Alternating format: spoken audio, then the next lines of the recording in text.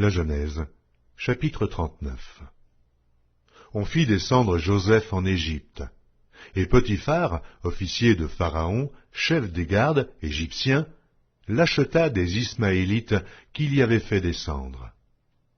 L'Éternel fut avec lui, et la prospérité l'accompagna. Il habitait dans la maison de son maître l'Égyptien. Son maître vit que l'Éternel était avec lui, et que l'Éternel faisait prospérer entre ses mains tout ce qu'il entreprenait. Joseph trouva grâce aux yeux de son maître, qui l'employa à son service, l'établit sur sa maison, et lui confia tout ce qu'il possédait. Dès que Potiphar l'eut établi sur sa maison, et sur tout ce qu'il possédait, l'Éternel bénit la maison de l'Égyptien, à cause de Joseph. Et la bénédiction de l'Éternel fut sur tout ce qui lui appartenait, soit à la maison, soit au champ. Il abandonna aux mains de Joseph tout ce qui lui appartenait, et il n'avait avec lui d'autre soin que celui de prendre sa nourriture. Or Joseph était beau de taille et beau de figure. Après ces choses, il arriva que la femme de son maître porta les yeux sur Joseph et dit « Couche avec moi ».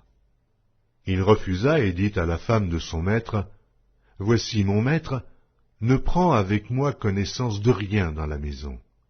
Et il a remis entre mes mains tout ce qui lui appartient. Il n'est pas plus grand que moi dans cette maison, et il ne m'a rien interdit, excepté toi, parce que tu es sa femme. Comment ferais-je un aussi grand mal, et pécherais-je contre Dieu ?» Quoiqu'elle parlât tous les jours à Joseph, il refusa de coucher auprès d'elle et d'être avec elle. Un jour qu'il était entré dans la maison pour faire son ouvrage, et qu'il n'y avait là aucun des gens de la maison, elle le saisit par son vêtement en disant « Couche avec moi ».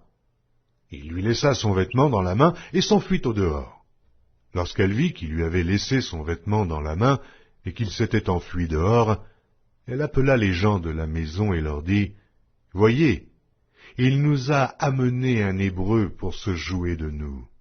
Cet homme est venu vers moi pour coucher avec moi, mais j'ai crié à haute voix.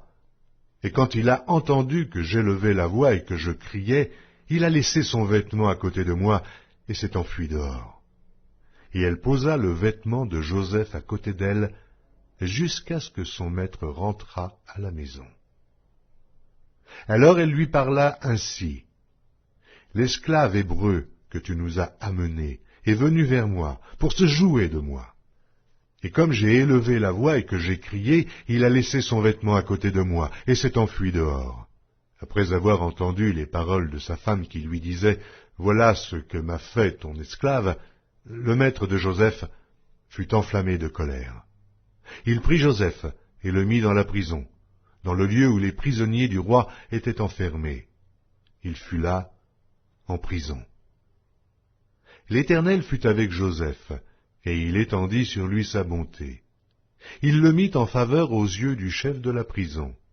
Et le chef de la prison plaça sous sa surveillance tous les prisonniers qui étaient dans la prison, et rien ne s'y faisait que par lui.